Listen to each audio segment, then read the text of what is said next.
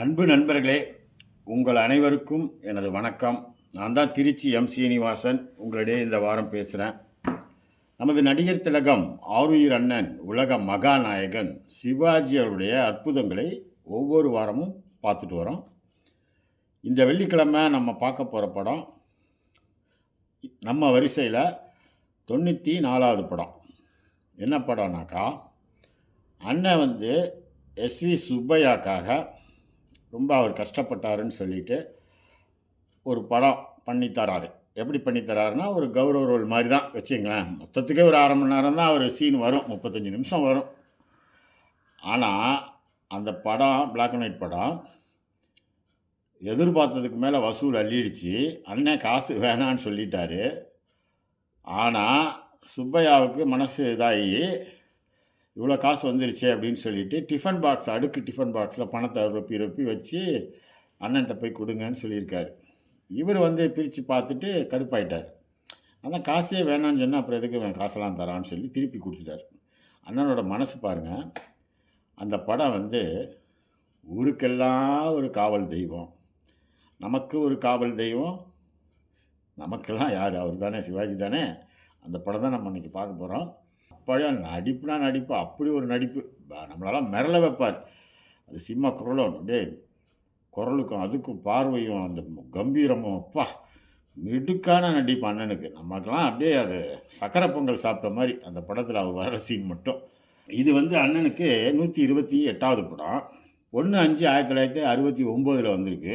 69 வந்த படங்கள் அன்பளிப்பு, தங்கச்சுரங்கம், காவல் தெய்வம், குருதட்சணை, அஞ்சல் பெட்டி 520, நிறைகுடம், தெய்வமகன், திருடன், சிவந்தமன்.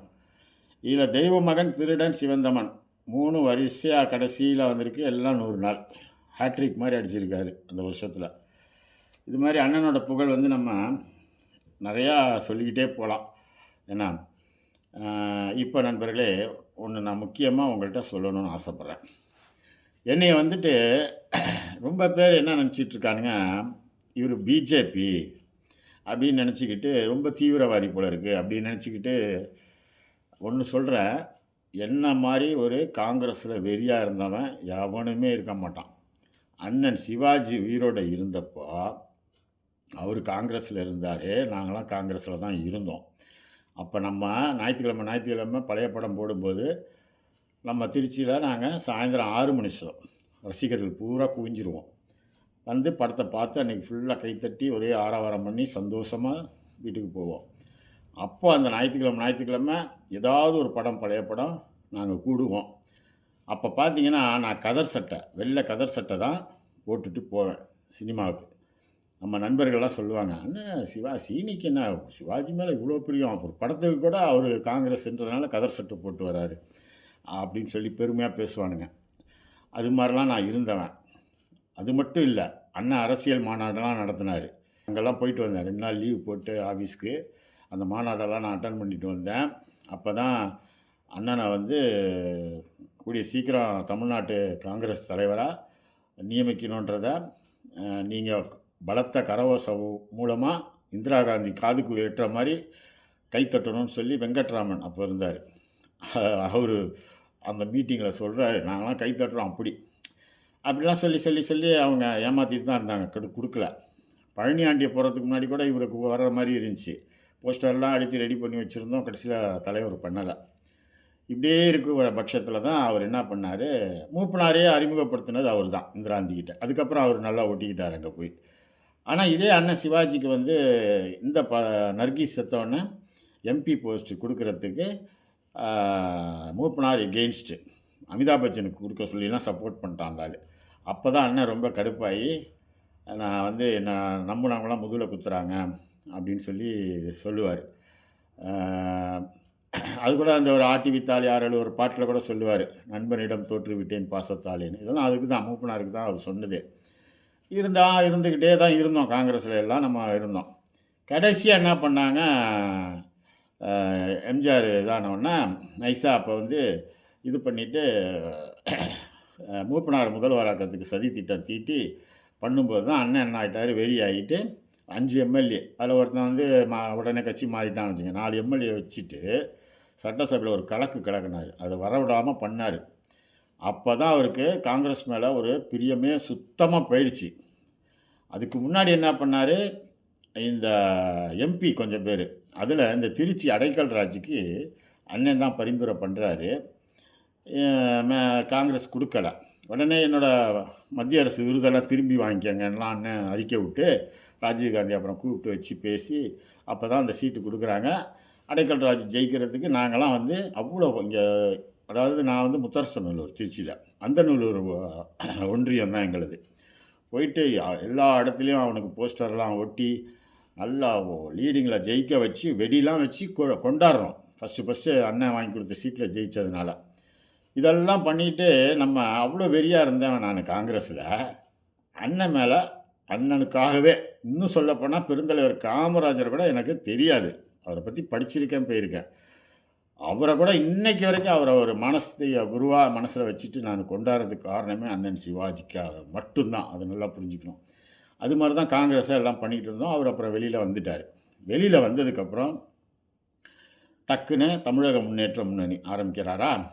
அப்போ வெளியில் வந்தோடனே சொல்லிட்டார், காங்கிரஸ் பச்சை துரோகம் எனக்கு பண்ணிடுச்சு. என்னை வந்து அப்படியே அட்டைப்பூச்சி மாதிரி ரத்தத்தை உறிஞ்சி என் உழைப்பெல்லாம் குடிச்சிருச்சு. நான் கட்சி காசுலேருந்து ஒரு காஃபி டீ கூட குடித்ததில்லை. என் சொந்த செலவில் தான் போய் பிரச்சாரம்லாம் பண்ணி அந்த கட்சியை நான் வந்து இது பண்ணேன். என் அருமை பிள்ளைகள், அதாவது நம்ம ரசிகர்கள் தான் போஸ்டர்லாம் ஒட்டி ஒரு மாநாடுக்குன்னா கூட்டத்தெல்லாம் காமிச்சது அவங்க தான். அதனால் என்னை வந்து ரொம்ப துரோகம் பண்ணதுனால இனி என் பிள்ளைகள் காங்கிரஸுக்கு மட்டும் ஓட்டே போடாதீங்க, சத்தியமாக இதை சொன்னார். சொல்லிட்டு தான் தமிழக முன்னேற்ற முன்னணி ஆரம்பித்தோம்.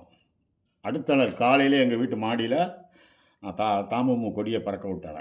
அவர் அண்ணன் மேலே தான் உள்ள அந்த பிரியம். அப்போ அதில் தெரியா இருந்தோம். நம்ம திருச்சியில் பாலன் ஒருத்தர், என் ஃப்ரெண்டு சிவாஜி ரசிகர்களுக்கு தெரியும். அவரும் நானும் தான் இந்த வட்டாரம் ஃபுல்லாக, அந்தநல்லூர் ஒன்றியம் ஃபுல்லாக கிராமமாக போய் தாமு கொடியெலாம் ஏற்ற சொல்லி நம்ம சிவாஜி ரசிகர்களை சந்தித்து அங்கன ஒரு சின்ன மீட்டிங் மைக்கை போட்டு பேசிட்டு இப்படியே வளர்த்தோம். அந்த கட்சி வந்து கடைசியில் அண்ணன் எடுத்த தவறான முடிவு, அண்ணனில் கூட இருந்தவங்க தான் பண்ணி விட்டானுங்க. ஜானகி கூட போய் கூட்டணி போட்டு கவுத்து விட்டாங்களா, அதில் அவருக்கு கெட்ட பேர் ஆச்சா. நொந்து போயிருக்கிற நேரத்தில் தான் விபி சிங், நல்லா கேட்டுக்கோங்க, காங்கிரஸில் அவ்வளோ நாள் உழைச்சார் அந்த நாய்ங்க, ஒரு தடவை கூட அவரை மாநில தலைவராக ஆக்கவே இல்லை.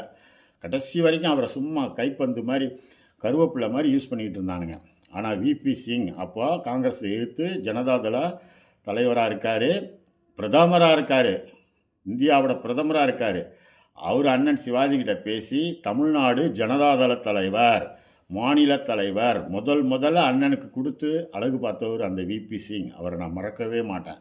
அண்ணா அதில் ஒரு கிட்டத்தட்ட 10 மாதம் தலைவராக இருந்தார். அதுக்கப்புறம் விபி சிங் ஆட்சி கவுந்தோன்னா இவரும் என்ன பண்ணிட்டார், ஏண்டா இது நமக்கு வேண்டாம் இனிமேட்டு அரசியல்னு சொல்லி 1993லேயோ என்னமோ சுத்தமாக முழுக்கு போட்டார். எனக்கு கட்சியே இனிமேட்டு வேண்டாம், காங்கிரஸ் எல்லாம் அவர் விட்டுட்டார், முதல்ல திட்டிட்டு விட்டுட்டார். அதனால தான் நான் இது வரைக்கும் காங்கிரஸுக்கு மட்டும் ஓட்டு போடாமல் இருக்கேன். வேறு யாருக்கு வேணாலும் நான் போடுவேன். அண்ணன் சொன்ன ஒரே வார்த்தைக்காக காங்கிரஸுக்கு மட்டும் என் பிள்ளைகள் இனிமேட்டு ஓட்டே போடாதீங்கன்னு சொல்லிட்டு போனார். அதனால தான் என்னால் தாங்க முடியல. ஏன்ப்பா அவரை பயன்படுத்துகிறீங்க, அவர் காங்கிரஸ்லேயே இருந்து செத்து போனார்னா யாரும் கேட்க போகிறோம், யாரும் கேட்க மாட்டோம். நீங்கள் எந்த கட்சியில் வேணால் இருங்க, நீங்கள் காங்கிரஸ்லேயே இருங்க, வேறு எதில் வேணால் இருந்துருப்போங்க, அதை பற்றி நான் ஒன்றுமே சொல்ல. நான் பிஜேபியில் வந்து நான் ஒரு பெரிய வெறியனும் கிடையாது. நீங்கள் பிஜேபிக்கு ஓட்டு போடுங்க நான் என்றைக்காவது கேட்குறேன்னா, நான் வந்து இந்த இதுக்கு திருச்சியில் சிலை திறந்ததுக்கு நன்றிக்கு டிஎம்கேக்கு இந்த தடவை போடுவேன்னு சொன்னேன், பதிவு போட்டேன், அதுதான் செய்வேன், அது வேறு விஷயம். எனக்கு சில இது பொறுக்க முடியல. அவர் அரசியலே இல்லாமல் போனவரை தேவையில்லாமல் போட்டு அது ஓட்டு கேட்குறதெல்லாம், இது எதெல்லாம் எவனாவது கமெண்ட் அடிப்பான், இங்கே பாரு இவர் கட்சி ஆரம்பித்தா ஒன்றும் கரெக்டாக இல்லை, ஒன்றும் ஜெயிக்க முடியலையா, இவர் வந்து காங்கிரஸில் இவரை போட்டுட்டு பண்ணுறாங்கன்னு அடுத்த கட்சிக்காரெல்லாம் விமர்சனம் பண்ணுவான். அதுக்கெல்லாம் நம்ம இடம் கொடுக்கணுமா அவருக்கு? நான் என்ன சொல்கிறேன், நீ சிவாஜி ரசிகர் தான்ப்பா, இல்லைன்னு சொல்லப்பா, காங்கிரஸில் இருந்துக்கோ. நான்லாம் இருக்க மாட்டேன், நான்லாம் ரோசக்காரன். அண்ணன் சொன்ன ஒரே வார்த்தைக்காக நான்லாம் இருக்க மாட்டேன். நீங்களாம் இருந்துக்கங்க, நான் வேணான்னு சொல்ல. ஆனால் அவர் படத்தை தயவுசெய்து பயன்படுத்தாதீங்கன்னு தான் சொல்கிறேன். அவர் என்னோடய நினைவு நாளுக்கும் பிறந்த நாளுக்கும் நீங்கள் ஃபோட்டோ வச்சு காங்கிரஸ் கமிட்டி ஆஃபீஸில் இது பண்ணணும்னு அவர் சொல்லிட்டு போகல. அது நீங்களாக செய்கிறீங்க, ஏன்னா ரசிகர்களோட ஓட்டெல்லாம் கொஞ்சம் வேணுமேன்னு சொல்லிட்டு. இதே சத்தியமூர்த்தி பவனில் அண்ணனோட படத்தை இளங்கோவனை வைக்கும்போது வைக்க விடாமல் பண்ணாங்களா இல்லையா? மனசில் கை வச்சு சொல்லுங்கள், வைக்க விட்டாங்களா? அவர் எங்கே இருந்தார் காங்கிரஸில், அப்புறம் எதுக்கு அவரை வைக்கிறீங்கன்னு கலாட்டா பண்ணாங்களா? பிரச்சனை வைக்க விடலை. இதெல்லாம் உண்மை. ஏன்னா, இது வந்து அப்படி இருக்கும்போது, நல்ல ஒரு தரமான சிவாஜி ரசிகரா இருந்தால், நல்ல வார்த்தைய நல்லா கவனிக்கணும். நல்ல தரமான குவாலிட்டி சிவாஜி ரசிகரா இருந்தா, அவர் சொல்லிட்டு போனார். நம்ம உயிர் எல்லாம் அவர் மேல தான் வச்சிருக்கோம். அன்பு, பிரியம் எல்லாம். அவர் வாயால சொல்லிட்டார் அப்பவே. இனிமேட்டு என் பிள்ளைகள் காங்கிரஸுக்கு ஓட்டு போடாதீங்கன்னு. அத தான் நான் இன்னைய வரைக்கும் ஃபாலோ பண்ணிக்கிட்டு இருக்கேன். நான் ஒண்ணும் பெரிய இந்த கட்சி, அந்த கட்சி வெறியெல்லாம் கிடையாது. நாம்னா அண்ணன் எப்போ அரசியல்லேருந்து விலகுனாரோ, அதோட நானும் விலகிட்டேன். என் டிவிடிலாம் நான் போடும்போதெல்லாம் அரசியல் கட்சியே கிடையாது நானு. அதுக்கப்புறம் ரிட்டயர்ட் ஆனவுடனே, நான் ரயில்வே யூனியன்ல இருந்து நெறையா ஆளுங்களுக்கெல்லாம் செஞ்சிருக்கேன். அந்த இதில இந்த பகுதியில மக்களுக்கு ஏதாவது செய்யணும்னு ஆசைப்பட்டு கவுன்சிலருக்கு அமமுக, அதுவும் எதுக்கு அமமுக போனேன்னா, டிடி தினகரன் வந்து நம்ம அண்ணன் குடும்பத்தில இருக்காரே சுதாகரன் அவங்க அண்ணன். அதனால நம்ம கண்டவன்ட்டே போய் நம்ம அரசியல் பண்ணுறதுக்கு, நம்ம குடும்பத்தை சேர்ந்தவர் தானே அவரு. அவங்களுக்குள்ள கருத்து வேறுபாடு இருக்கலாம், பேசாம கூட இருக்கலாம். அது வேற விஷயம். ஆனா, அந்த ஒரு இதில தான் நான் போய் அதில இருந்து கவுன்சிலர் நின்னேன். ஓரளவுக்கு வெற்றி வாய்ப்பு இழந்தேன் அவ்வளோதான். ஓட்டெல்லாம் நான் தனி கட்சி தான். கட்சியில தான் அது கவுன்சிலரு. அந்த அமமுகன்ற பேனர்ல நிற்கிறேன். ஒரு கூட்டணியும் கிடையாது. ஆனா, என்னோட இதுக்காக என் பகுதி மக்கள்ட்ட நல்லா ஓட்டு வாங்கினேன். அதனால அவங்களுக்கே நல்ல என் மேல மரியாதை இருந்துச்சு கட்சியில. அதுக்கப்புறம் மாவட்ட தலைவருக்கும் எனக்கு கொஞ்சம் பிடிக்கல. போயான்ட்டு ஒதுங்கி வந்துட்டு தான். அப்புறம் யோசனை பண்ணேன். சரி ஸ்டாண்டர்டா ஒரு கட்சி வேணும் நமக்கு. இருந்தா தான் நம்ம ஏதாவது செய்ய முடியும் அப்படின்ற முடிவுல, எனக்கு வந்து நரேந்திர மோடி ரொம்ப பிடிச்சிருந்துச்சு. 3வது தடவையும் இப்போ தொடர்ந்து ஜெயிச்சிருக்காரு. மக்களுக்கெல்லாம் எப்படி நல்லது செய்யணுமோ அமைதியா அவர் பாட்டுக்கு எவ்வளோ விமர்சனம் பண்ணாலும் அவரோட டியூட்டிய அவர் கரெக்ட்டா பார்த்துட்டுருக்காரு. உலகமே இன்னைக்கு இந்தியாவ மதிக்கிறதுக்கு காரணம் அவர் தான். அவரோட செயல்பாடு தான். அதனால அவர புடிச்சிருக்கு. நான் சேர்ந்துக்கிட்டேன் அவ்வளோதான். மத்தபடி இதுக்கு போயிட்டு சங்கி, கொங்கி இதெல்லாம் என்ன பேச்சு? அ. அப்புறம் நீங்க அங்க இருக்கிறீங்களே, நான் என்ன சொல்ல வேண்டி வரும்? சொல்லுங்க. அண்ணனே வேணான்னு சொன்ன கட்சியில நீங்கலாம் வெட்கம் இல்லாம இருந்துட்டுருக்கீங்க. அப்ப மானம் கெட்டவன், ரோசம் கெட்டவன், வெட்கம் கெட்டவன் இப்படி தான் சொல்ல முடியும். இது தேவையா நமக்கு? அதனால இதோட நிறுத்திக்கங்க. நான் இதெல்லாம் எதுக்கு குடுக்குறேன்னா, நேரடியா உங்கள்ட்ட பேசி குடுக்கணுன்ட்டு நான் குடுக்குறேன். நான் ஒண்ணும் பெரிய பிஜேபியில பெரிய வெறியன் கிடையாது. ஆ அப்படி என் ரத்தம், என் உச்சி எல்லாம் பிஜேபி நான் சொல்லவும் கிடையாது. என்ன அதனால தேவையில்லாம பதிவுலாம் எனக்கு ஏதாவது போடாதீங்க. மரியாதை இல்லாமலாம் போடாதீங்க. எனக்கு பேசத் தெரியும். அசிங்கமா பேசத் தெரியும். நான்லாம் பேசினேன்னா Facebookல அசிங்கமா போயிடும். எவ்வளவோ பேர் பார்ப்பாங்க. அதனால வேண்டாம். இதோட நிறுத்திக்கங்க. உங்களுக்கு புடிச்ச கட்சியில நீங்க இருந்துக்குங்க. சிவாஜி பொதுவானவர். அவர் எந்த அரசியல் கட்சியிலயும் கடைசி 10 வருஷம் கிடையாது. அது குறிப்பா காங்கிரஸ கண்ணாமண்ணான்னு திட்டிட்டு போனவரு அவரு. அதனால அவர் படத்தெல்லாம் இதில போட்டு, அவர தேவையில்லாத விமர்சனத்துக்கு ஆளாக்காதீங்கன்னு தான் உங்கள கெஞ்சி கேட்டுக்கிறேன். வேற ஒண்ணும் இல்ல. அதனால நீங்க என்ன என்ன வேணா திட்டிட்டு போங்க. அதனால நான் வந்து குறைஞ்சு போயிற மாட்டேன். நான் என்னைக்கும் கிங்கு தான். அதனால நெனச்சத சாதிக்கிறவன் தான் நானு. யாருக்கும் பயப்படவும் மாட்டேன். முக்கியமா அது. யாருக்கும் பயப்பட மாட்டேன். இந்த பிரபு, ராம்குமார் இதெல்லாம் வந்தாங்க திருச்சி சிவாஜி சிலை திறந்தப்போ. நான் சட்டையா பண்ணேன்? சட்டை கூட பண்ணல. எனக்கு புடிக்கல. காரணம் என்னன்னாக்கா, அந்த எஸ்பி பாலசுப்ரமணியம் பாடகர். அவரு இறந்தப்போ அவர் பையன் அவங்களோட தோட்டத்தில அழகா அந்த ஒரு சமாதி மாரி செஞ்சு வச்சிருக்காப்புல. ஒரு பையன். ம். அவனுக்கு இருக்க ஒரு இது கூட உங்களுக்கு இல்லாம போச்சுல்ல. கொண்டு போய் பெசன்ட் நகர்ல போய் எரிச்சு விட்டு வரீங்களே, நான் அவர ஒரு இதில வைக்க முடியாதா? இடம் இல்லையா உங்கள்ட்ட? வச்சுட்டா நாங்கலாம் போய் போய் வருஷா வருஷம் அங்க போய் ஒரு 1 மணி நேரம் மன அமைதியா உட்காந்துட்டு, அவர மனசுல நெனச்சுட்டு வருவோம்ல. இப்போ போய் நாங்க பெசன்ட் நகர்ல கரண்ட் சுடுகாட்லயா போய் உட்காந்துட்டு வர முடியும்? அதனால இவங்கலாம் எனக்கு பிடிக்கல. சுத்தமா பிடிக்கல. என்னமோ அவர் பேர வச்சுக்கிட்டு எல்லாம் வண்டி ஓடிக்கிட்டு இருக்கு. அவ்வளோதான். அன்னைக்கெல்லாம் நான் இப்ப சிலை திறந்தப்ப திறந்து முடிஞ்சுட்டுன்னே அங்க போய் சூழ்ந்துக்கிட்டாங்க எல்லாம். அண்ணன், அண்ணன், பிரபு அண்ணன், ராம்குமார். நான் சட்டையே பண்ணல. நான் சிலைகிட்ட வந்துட்டேன். வந்தவங்கள்ட்டலாம் கை குடுத்துட்டு, அவங்களோட ஃபோட்டோ எடுத்துக்கிட்டு, என் வேலைய நான் பார்த்துட்டே இருந்தேன். அதனால நான் வந்து சிவாஜி தான். சிவாஜி தான் எனக்கு ரொம்ப ரொம்ப பிடிக்கும். அவருக்காக தான் நான் சில இதெல்லாம் பண்ணிக்கிட்டு இருக்கேன். என்னைய வருத்திட்டு செஞ்சுட்ருக்கேன். எனக்கு இருக்கிற நேரத்தில கூட நான் இதெல்லாம் தொடர்ந்து இந்த 94வது வாரம் கூட, ஒரு வாரம் விட்டு போச்சுன்னு சொல்லுங்க. எடுத்து பாருங்க. என்னோட Facebookல போயிட்டு பேக்குல பாருங்க வரிசையா. ஒவ்வொரு வாரமும் கரெக்ட்டா நான் போட்டிருக்கேன். எனக்குன்னு எவ்வளோ எமர்ஜென்சி வேலையெல்லாம் இருக்கும். அதெல்லாம் இது பண்ணிட்டு கூட சாக்ரிஃபைஸ் பண்ணிட்டு, இதுக்கு டைம் ஒதுக்கி நான் பண்ணிக்கிட்டு வரேன்னா, எனக்கு என்ன விளம்பரத்துக்கா நான் பண்ணிக்கிட்டு இருக்கேன்? நம்ம ஆளுங்களுக்கு பழச ஞாபகப்படுத்துவோம். வாரா வாரம் ஒரு படத்த போட்டோம்னா, அவங்களுக்கு அந்த பழசெல்லாம் ஞாபகம் வரும். "ஓய்! இந்த படத்தில நம்ம வந்து எப்ப பார்த்தோம்? எங்க பார்த்தோம்? என்ன அலம்பல் பண்ணோம்? எப்படிலாம் ஒரு நடிப்பு?" படம் பார்த்த மாதிரியே நான் காமிச்சிட்ருக்கேன். கொஞ்சம் சுருக்கி சுருக்கி முக்கியமான சீனை போட்டு டைம் அவ்வளோதான் எனக்கு ஃபேஸ்புக்கில் தரான். இன்னும் கொஞ்சம் கூட டைம் கொடுத்தானா போடுவேன் இன்னும் நல்லா. அதனால் நான் இதெல்லாம் செய்கிறேன்னாக்கா சும்மா ஒன்றும் செய்யல. அண்ணன் சிவாஜி மேலே உள்ள பிரியத்தில் நான் செய்கிறேன். அவர் மேலே ரொம்ப நான் மரியாதை வச்சுருக்கேன். அவர் சொன்னாருன்றதுக்காக தான் நான் இதெல்லாம் இப்படி ஃபாலோ பண்ணிட்டு போயிட்டுருக்கேன். அதனால் தயவு செஞ்சு தேவையில்லாமல் கமெண்ட்ஸ்லாம் என்னை பற்றி போடாதீங்க. ஏன்னா நீங்கள் எங்கே வேணால் இருந்துட்டு போங்க, எப்படி வேணால் இருந்துட்டு போங்க, அதை பற்றி எனக்கு கவலை இல்லை. எனக்கு ஒரே ஆள் சிவாஜி தான். அவருக்காக தான் நான் எல்லாத்தையும் கொஞ்சம் பொறுத்துக்கிட்டே போயிட்டுருக்கேன். அதனால் வேண்டாம், ஓகே, இதோட விட்டுருங்க. விட்டுட்டு நீங்கள் உங்கள் வேலை என்னவோ அதை பார்த்துட்டு போயிட்டே இருங்க. என்னை நீங்கள் தூக்கி வச்சுட்டு ஆட வேணாம், இது பண்ணவும் வேண்டாம். ஏன்னா அது நான் இதனால் நான் உச்சி குளிந்துட மாட்டேன். நான் சிவாஜிக்கு செய்கிறத செஞ்சுட்டு தான் இருப்பேன். இது தொடரும். ஏன்னா இப்போ இந்த வாரம் நம்ம காவல் தெய்வம், நமது காவல் தெய்வத்தை பார்க்க போகிறோம். பார்ப்போமா? வாங்க பார்ப்போம்.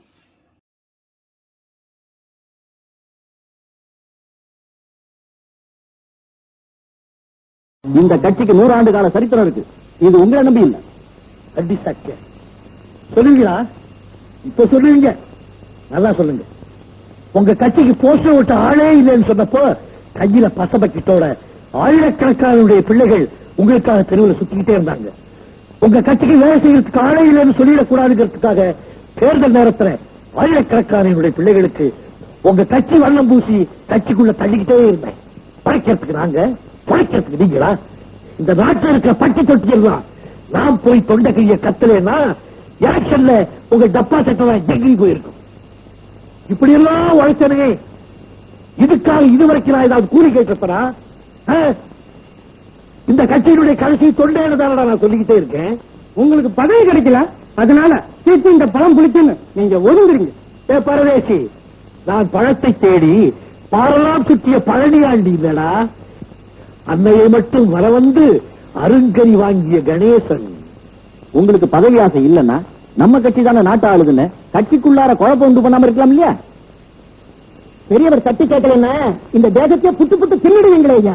ஆமா, பெரியவர் விநாயகத்தோட ரத்தத்துலதான் தேசபக்தி பொட்டு விட்டுதோ.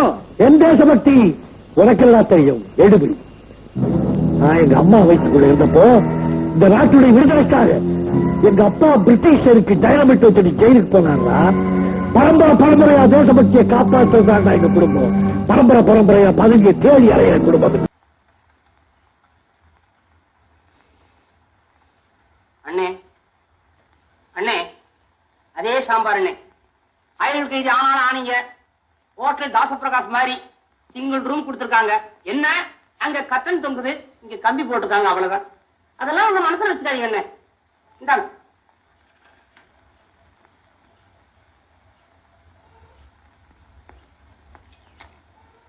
சாப்பிடு.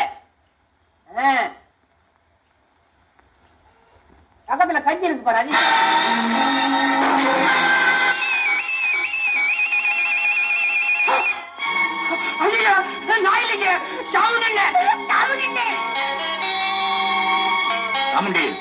சாப்பாட்டையே தூக்கி அடிக்க எனக்கு பிடிக்கல. உனக்கு பிடிக்கலன்னு திருப்பி அனுப்பணும். உன் இஷ்டப்படி நடக்கிறதுக்கு இது உன் வீடு இல்ல. ஏன் சாப்பாடு சாரி நான் எது வேண்டாம் செய்வேன். ஜெயில் விதிகளுக்கெல்லாம் கட்டுப்படாம நடந்துட்டு இருக்க. உன்னை என்ன செய்யறப்பா? என்ன செய்யற சாரு? ஒழுங்கா நடந்துக்கவா? ஒழுங்கா நடக்கலன்னா என்ன பண்ணுவீங்க சாரு? சாரு தூக்கல போடுங்க. சாமுண்டி என்ன நீ பண்றது உங்களுக்கே நல்லா இருந்தா என்னது? என் பத்திய கூட பார்க்காம உங்க பத்திக்கு சோறு கொடுத்தா அது இப்படியா மண்ண போடுறது? ரொம்ப அட்டகாசம் பண்றீங்க. அட்டகாசமே பண்ணி மத்தவங்களை அழிக்கிற இந்த உலகத்துல நான் அட்டகாசம் பண்றேன்டா. நாய் நம்மள கிடைக்குது, திருப்பி கிடைக்கிறதா? எனக்கு சோத்தோட அருமை தெரியும். நீங்க ஜெயிலுக்குள்ள இருக்கிறீங்க, மணி அடிச்சுள்ள சோறு போட்டுறாங்க. வெளியே ஊரு உருண்ட சோத்துக்கு ஆளா பறக்குறாங்க. நான் அடிக்கடி வெளியே போயிட்டு உள்ள வர்றவன் சோறு சோறு நீ ஏண்டா கத்துற? சோத்தால் அடிச்ச பிண்டம் எச்சி சோறு. கேவலம் பிக் பாக்கெட் அடிச்சுட்டு நீ ஜெயிலுக்கு வந்த, நான் கொலை பண்ணிட்டு ஜெயிலுக்கு வந்தவன்.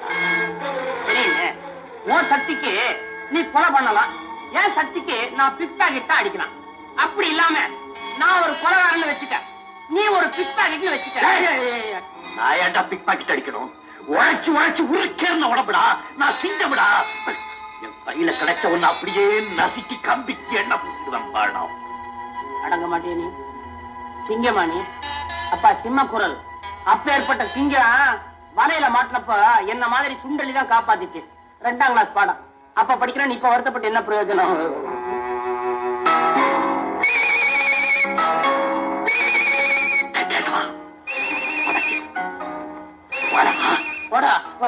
போங்கடா அண்ணே, நான் கிட்ட வரமாட்டேன். வந்தா நீ என்னை பசஞ்சு கம்பிக்கு எண்ணெய் பூச்சிடுவேன். நான் ஒண்ணும் செய்ய மாட்டேமா. உன் காதை கொண்டா. அது ஒண்ணுதான் நல்லா இருக்கு, அது ஒண்ணும் பண்ணிடாத.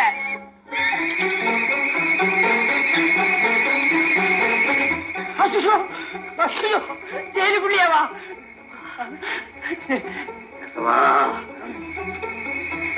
எனக்கு வயிற்றுக்குள்ள என்னமோ பண்ணுச்சு, நான் அப்புறமா வரேன். கதையை கேட்கிறியா?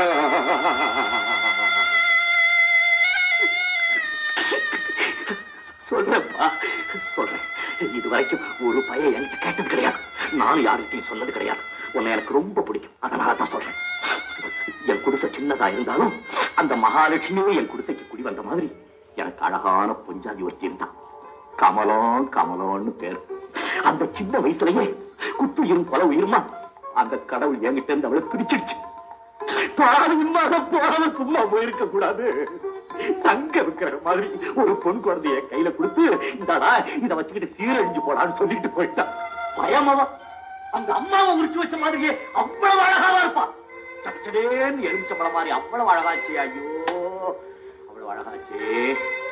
அதனாலதான் என் துயரத்தை எல்லாம் மறந்து, தாய் இல்லாத குறை தெரியாம என் அன்பையெல்லாம் கொட்டி அவளை நான் வளர்த்தேன். நாலாவட்டத்துல அவளுக்கு நான் அப்பங்கிற நிலைமை மாறி அவ எனக்கு அம்மாங்கிற அளவுக்கு அவ்வளவு புத்திசாலித்தனமா வளர்ந்துட்டான். அதனாலதான் எங்க அம்மா பேரை சொல்லியே சிவகாமி சிவகாமின்னு வாய் நிறைய கூப்பிடு. வாய் நிறைய கூப்பிடு. அட 8 வயசுலயே 10 நிமிஷம் சமைக்க கத்திட்டாங்க. அப்புறம் என்ன சொல்ற? என் பொண்ணோட அழகுக்கும் அறிவுக்கும் இந்த உலகத்துல அவளை கட்டிக்கிறதுக்கு எவன்டா பிறந்திருக்கான்னு மால் தட்டிக்கிட்டு இருந்தா மாணிக்கோ. மால் தட்டிக்கிட்டு இருந்தாண்டா. வாழை குறித்த காப்பாற்றுற மாதிரி என் கண்ணிலையும் நெஞ்சிலையும் வச்சு 16 வயசு வரைக்கும் என் பொண்ணை வளர்ந்து.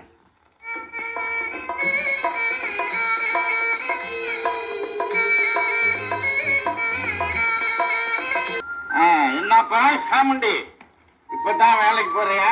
இல்லைங்க, காலையிலே வேலைக்கு போயிட்டேன். திரும்பி வீட்டுக்கு வந்துட்டு மறுபடியும் வேலைக்கு போறேன். இன்னைக்கு நம்ம வீட்டுல ஒரு சின்ன படையலுங்க. என்ன படையல்? இன்னைக்கு என் மக சிவகாமிக்கு 16 வயசு முடியுதுங்க. அதனால புது துணி வாங்கி அவங்க அம்மா படத்துக்கு முன்னால வச்சு படைச்சு கட்டிக்க சொல்லிட்டு வந்தேன். ஏப்பா சாமுண்டி, தாய் இல்லாத பிள்ளைய நல்லபடியா வளர்க்குறியப்பா. என்ன இப்படி கேக்குறீங்க? என் மகளுக்காக தானே என் உசிரையே வச்சுக்கிட்டு இருக்கேன். இல்லாட்டி என் பொஞ்சாதி போன அன்னைக்கே நானும் போயிருப்பேனுங்களே. என்ன இருந்தாலும் தாய் இருந்து வளர்க்குற வளர்ப்பு ஒரு வளர்ப்பு தான்ப்பா. நீ தாய் இருந்தா கூட சாமுண்டி மாதிரி மகளை அவ்வளவு அருமையா வளர்க்க முடியாது. சாமி, நீங்க எல்லாம் ஊருக்கு பெரிய மனுஷன், குடிக்காதீங்கன்னு ஜனங்களுக்கு நீங்க புத்தி சொல்லணும். அதை விட்டு நீங்களே இப்படி செஞ்சுட்டு தெரியல.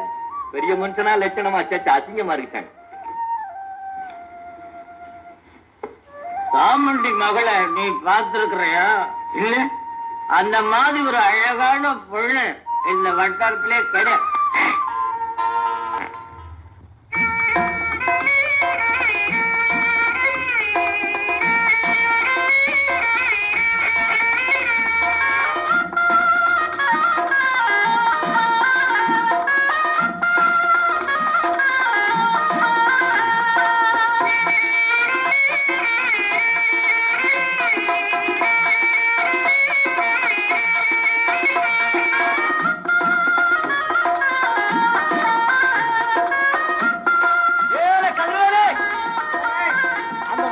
குயில் கூடு கட்டி இருக்கு, பிரிச்சு விடாதே.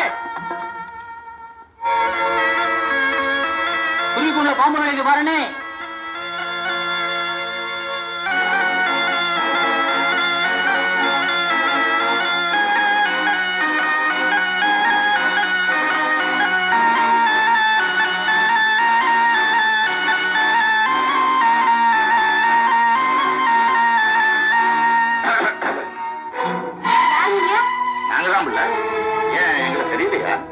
வீட்டுல இல்ல, தோப்புக்கு போயிருக்காரு. உங்க அப்பன் கூட இவ்வளவு நேரமா பேசிக்கிட்டு இருந்துட்டு தானே வர்றேன்.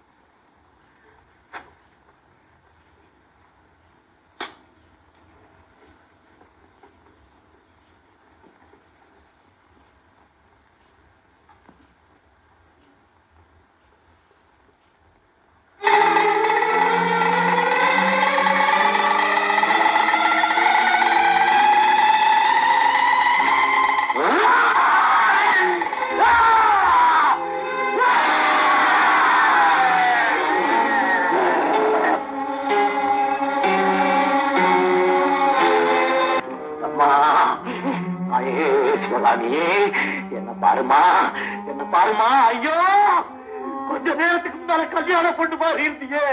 அந்த பையனை பிடிச்சு கொண்டாந்து உன் காலடியிலே வச்சு பொறி போடுற பொறி.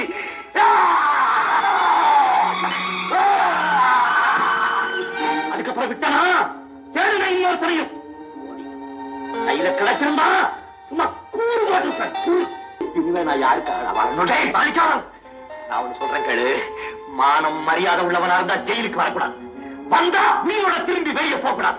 நீ வேணா பாரு, என் கையாலேயே யாராவது ஒருத்தரை கொலை பண்ணதான் போறேன். அது வேற என்ன? யார்?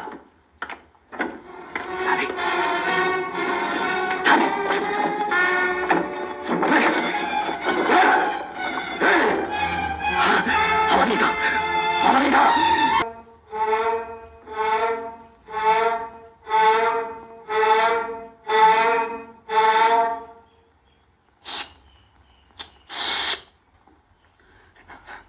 சாமுண்டி என்ன அன்னைக்கு சொன்னேன்னு சிங்கத்தை காப்பாத்துறதுக்கு சுண்டலி தான் உதவி பண்ணணும்னு.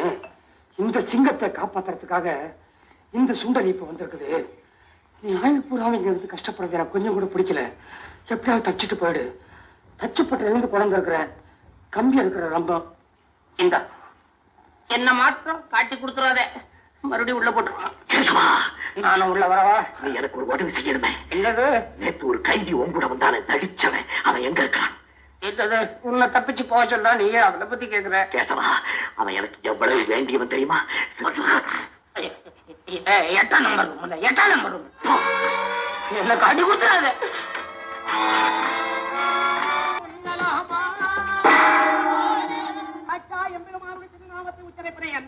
தங்களுடைய நாமதியானத்தை உச்சரிக்க மாட்டேன்.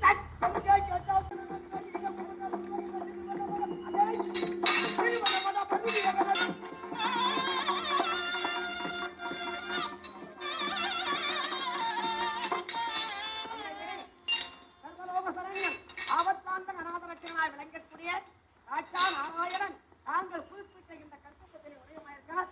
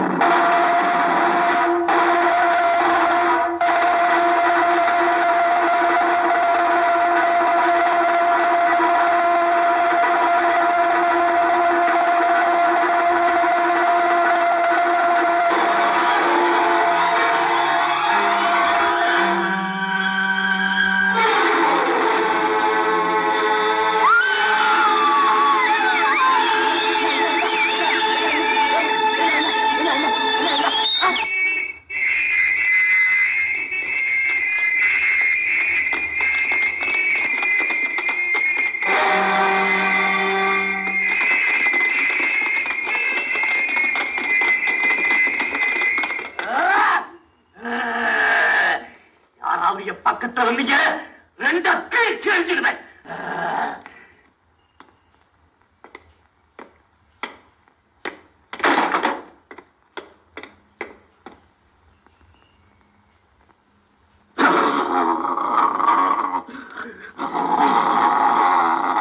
சாமுண்டி,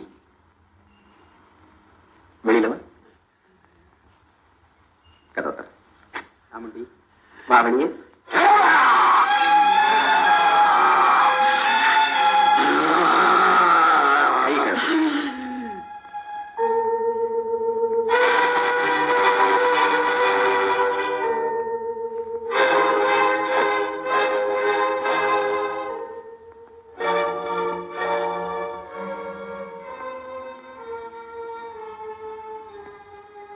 பின்னாடியே வா.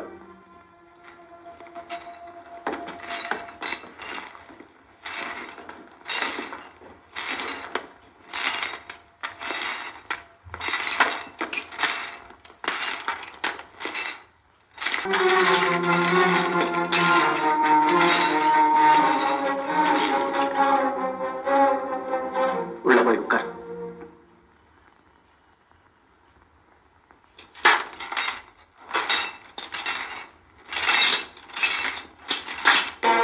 சாமுண்டி,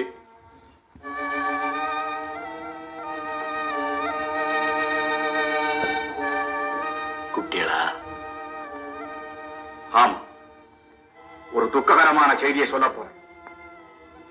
என்ன? இன்னிலிருந்து 7வது நாள் உனக்கு தூக்கு தண்டனை நிறைவேற்றியாகும்.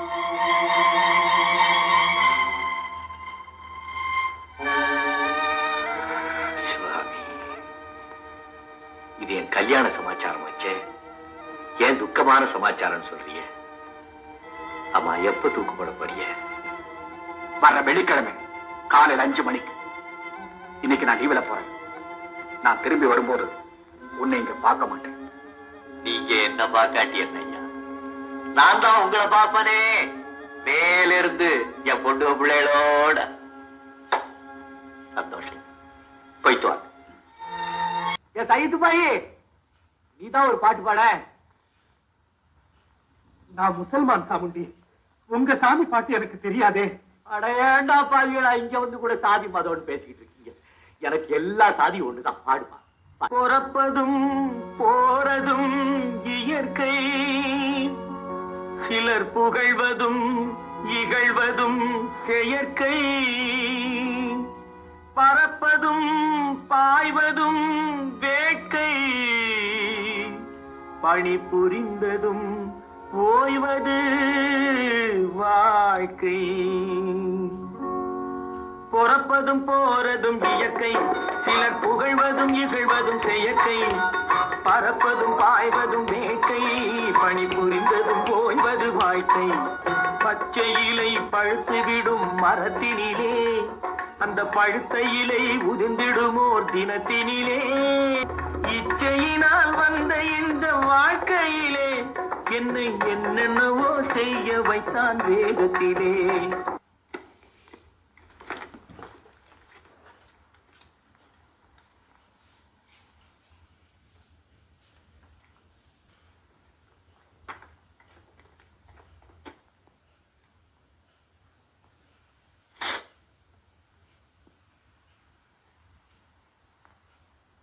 ஐயா, போலாங்களா? சாமுண்டி, இந்த ஜெயிலே என் நிர்வாகத்தின் கடைசி நாள். இந்த கடைசி நாளையிலே இப்படி ஒரு துயரமான காரியத்தை செய்ய வேண்டியிருக்கு. அர்த்தமா இருக்கு. ஐயா, உங்க நிர்வாகத்தின் கடைசி நாளே என்னுடைய கடைசி நாளாவும் இருக்கேன்னு நினைச்சு நான் எவ்வளவு பெருமைப்படுறேன் தெரியுங்களா? ரொம்ப பெருமைப்படுறேன். வருத்தப்படாது.